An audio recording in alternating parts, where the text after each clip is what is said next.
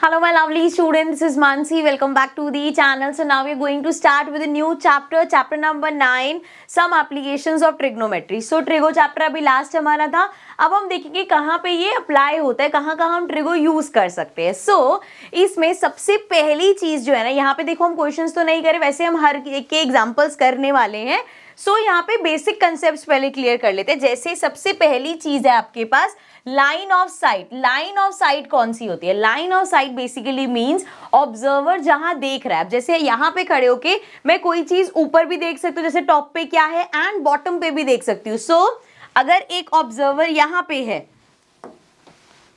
अरे आजा, सो यहां से चलो ये हमने मान ली एक ऑब्जर्वर यहां से उसकी आई है. सो वो यहां पे भी देख सकता है या वो हो सकता है नीचे की तरफ देख रहा हो. सो जहां वो देख रहा है that is our line of sight. ठीक है, वो हमारी लाइन ऑफ साइट होती है. क्लियर, समझ में आ गया ये चीज? लाइन ऑफ साइट समझ आ गई. चलो अब देखो यहाँ पे हमारे पास इसी के ही साइड पहले ही पढ़ लेते. चलो, it is the line drawn from the eye of the observer to the point in the object viewed by the observer. Observer की जो आई है वहां से जहां पे भी वो देख रहा है वो हमारी होती है लाइन ऑफ साइड. नेक्स्ट हमारे पास है, चलो इसी के साथ एक एग्जांपल है, देख लेते हैं. अ ladder leaning against a wall makes an angle of 60 degree with the horizontal if the foot of the ladder is 2.5 meter away from the wall. Find the length of the ladder. अब यहाँ पे horizontal line किसको बोल रहा है? जैसे अगर यहाँ से ये आपकी लाइन ऑफ साइट है, यहाँ पे ऑब्जर्वर खड़ा है एंड उसकी लाइन ऑफ साइट ये है. सो उसकी यहाँ ऑब्जर्वर की आई से बिल्कुल एक स्ट्रेट लाइन जो जाएगी ना, that is our horizontal line. ठीक है, वो हमारी हॉरिजॉन्टल लाइन होती है. नाउ अगर कोई बंदा नीचे की तरफ देख रहा है तो बनता है एंगल ऑफ डिप्रेशन. ठीक है, वैसे हमने आगे पढ़ना था बट मैं यहीं पे आपको बता देती हूँ बिकॉज ऑफ क्वेश्चन करेंगे ना हम. सो अगर ऑब्जर्वर यहाँ देख रहा है एंड ये उसकी हॉरिजॉन्टल लाइन है तो क्या बनेगा? Angle of depression. एंड इसी तरीके से अगर यहां से देखा जा रहा है एंड कोई चीज ऊपर की तरफ देखी जा रही है, ठीक है, यहां पे हमारा ऑब्जेक्ट है. ओके, अब ये ऑब्जेक्ट को देख रहे हैं, लाइन हॉरिजॉन्टल लाइन कौन सी है?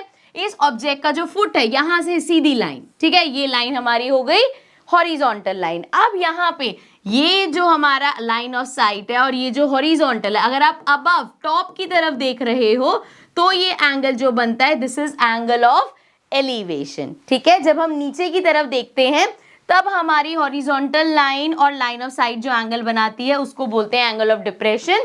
जब हम ऊपर की तरफ देखते हैं, ऑब्जेक्ट हमारा ऊपर होता है, सो ये हमारी हॉरिजॉन्टल लाइन होती है और जो एंगल बनता है वो होता है एंगल ऑफ एलिवेशन. ठीक है, ये समझ में आ गया.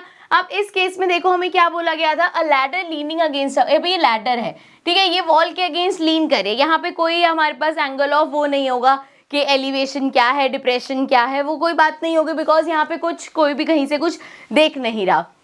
अब देखो ये एक लैडर पड़ी हुई है. ठीक है, नाउ कहा गया angle of 60 degree with the horizontal. अब इसका फ्लैट कौन सा है?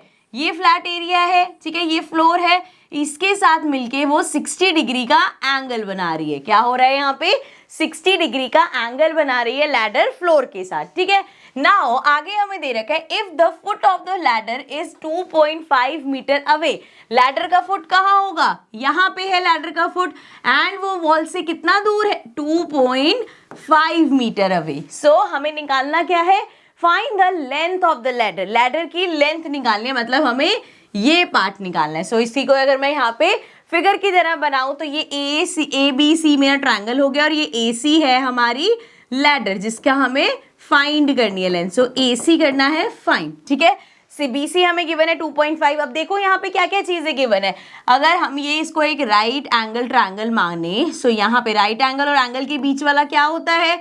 ये होता है बेस, ये हमारा होता है परपेंडिकुलर एंड ये होता है हाइपोटेन्यूस. अब हमें क्या क्या चीजें चाहिए? एक तो बेस चाहिए और हाइपोटेन्यूस चाहिए. परपेंडिकुलर का कोई लेना देना नहीं है, हमसे नहीं पूछा इसका कुछ भी. सो बेस हमें गिवन है, हाइपोटेन्यूस हमें निकालना है. सो अगेन इस पे आ जाओ. पंडित बद्री प्रसाद हर हर बोले. अब देखो यहाँ पे बेस और परपेंडिकुलर किस में है? सेकेंड नंबर पे, जहां पे जो हमारा होता है कॉस. सो कॉस थीटा जो है वो लेना पड़ेगा हमें. सो हमने यहाँ पे लिया एंगल, देख लो यहाँ पे मैं करके दिखा देती हूँ, कॉस 60 डिग्री. ठीक है, क्योंकि हमें एंगल कितना दे रखा है? 60 डिग्री का दे रखा है, इक्वल होगा क्या पता है हमें, ये होता है बेस अपॉन हाइपोटेन्यूज। ठीक है, इसको मैं थोड़ा साइड कर लेती हूँ ताकि क्लियर एरिया में लिख सके हम। बेस अपॉन हाइपोटेन्यूज होता है सो कॉस 60 डिग्री। बेस देख लो क्या है हमारा, BC था बेस, एंड हाइपोटेन्यूज क्या थी, हाइपोटेन्यूज मतलब जो हमारी लैडर थी दैट इज AC। सो ये हो गया अपॉन में AC, cos 60 हो गया 1/2 एंड BC क्या है 2.5 अपॉन में AC। यहाँ पे AC इधर आ जाएगा, 2.5 को इंटू 2 करेंगे तो ये 5 हो जाएगा। सो AC हमारा आ गया, मीटर में है ना सब 5। सो AC लेंथ ऑफ लेटर हमारे पास आ गई 5 मीटर। ठीक है, समझ में आ गया, इस टाइप के क्वेश्चंस आएंगे। अब थोड़ा सा आगे चलते हैं, अब बात करते हैं एंगल ऑफ एलिवेशन की। वो मैं आपको बता चुकी हूँ, क्या समझाया मैंने, एंगल ऑफ एलिवेशन कैसे होता है हमारा। अगर आप टॉप पे कोई चीज देख रहे हो, ठीक है, ऑब्जर्वर की आई यहाँ पे है एंड वो ऊपर कोई चीज देख रहा है, ये उसका हॉरिजॉन्टल फ्लैट है। सो ये जो एंगल बनता है ये होता है एंगल ऑफ एलिवेशन। पढ़ लें एक बार, the angle between the horizontal and the line of sight joining an observer point to an elevated object. जब हम एक एलिवेटेड टॉप वाली चीज एलिवेटेड ऑब्जेक्ट देखते हैं तब हमारा एंगल ऑफ एलिवेशन बनता है। इसका कुछ एक क्वेश्चन देख लें।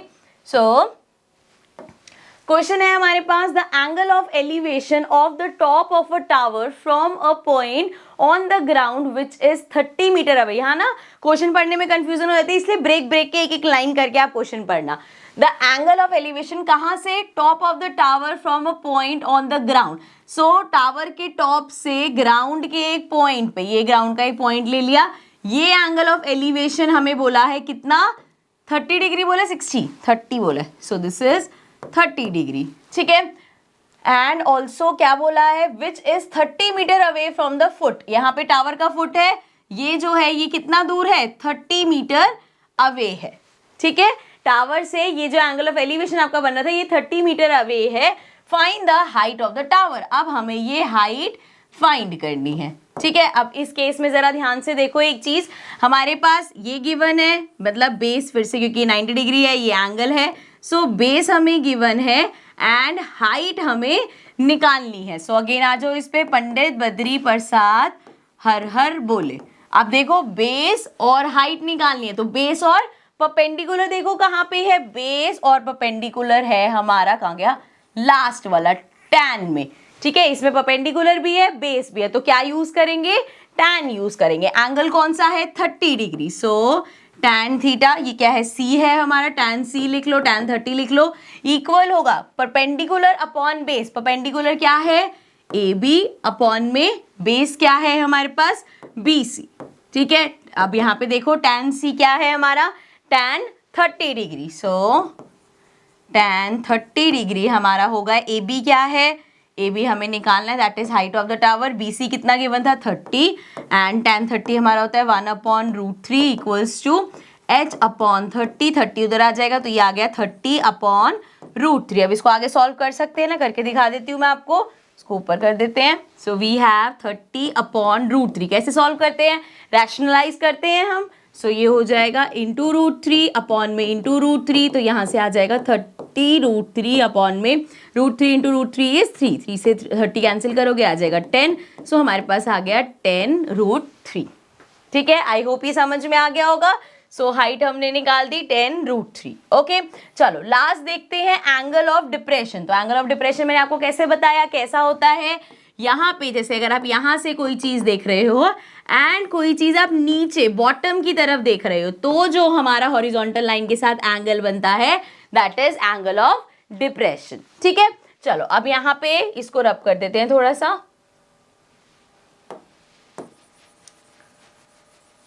पहले इसकी डेफिनेशन एक बार पढ़ लें फिर क्वेश्चन पे आएंगे। So the angle between the horizontal, ये हो गया हमारा horizontal, and the line of sight joining an observation point to an object below the horizontal level. So जब हम किसी चीज पे नीचे देख रहे होते हैं वहां पे जो हमारा एंगल बनता है वो होता है एंगल ऑफ डिप्रेशन। ठीक है, इसको अब नीचे कर दो and let's read the question. Question है हमारे पास, suppose angle of depression from top of a tower to a point A is 45 degree. अब इसमें ना एक चीज और देखना, जब हम एंगल ऑफ डिप्रेशन की बात करते हैं, जैसे ये हमारा टावर है, ठीक है, यहाँ के टॉप से वो बोल रहे हैं एंगल ऑफ डिप्रेशन। अब देखो नीचे की तरफ, टॉप से देखा जा रही है चीज ये, सो नीचे की तरफ देखा जा रहा है। एंड हॉरिजॉन्टल लाइन कहाँ होती है हमारी, हॉरिजॉन्टल लाइन होती है यहाँ पे। तो एंगल ऑफ डिप्रेशन कौन सा हुआ, एंगल ऑफ डिप्रेशन हुआ यहाँ वाला, ठीक है। तो जब हम ट्रायंगल बनाते हैं, ये कंफ्यूजन बहुत होती है इसलिए इसको बस क्लियर कर रही हूँ। यहाँ पे जब हम एंगल बनाते हैं, मुझे ये एंगल तो किसी काम का नहीं है। अगर मेरा ये 90 डिग्री है तो मुझे या तो ये वाला एंगल चाहिए या ये वाला एंगल चाहिए। सो अगर हम इस फिगर को ढंग से देखें, सो हमारा ये एंगल और ये एंगल हमेशा ही इक्वल होगा। देखो जब हमारे पास दो पैरेलल लाइन होती है और इस तरीके से होता है, सो हमारा ये एंगल और ये एंगल ऑल्टरनेट इंटीरियर एंगल होता है। सो अगर हमारा एंगल ऑफ डिप्रेशन यहाँ पे 45 डिग्री है, सो ये एंगल हो गया हमारा 45 डिग्री, ठीक है।